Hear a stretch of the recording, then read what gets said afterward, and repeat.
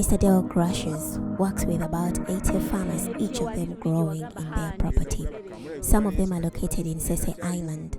They have currently delivered at his collection center some of the pepper they have harvested. He organizes trainings for these farmers. When their pepper harvest increases in number, I will go with my car.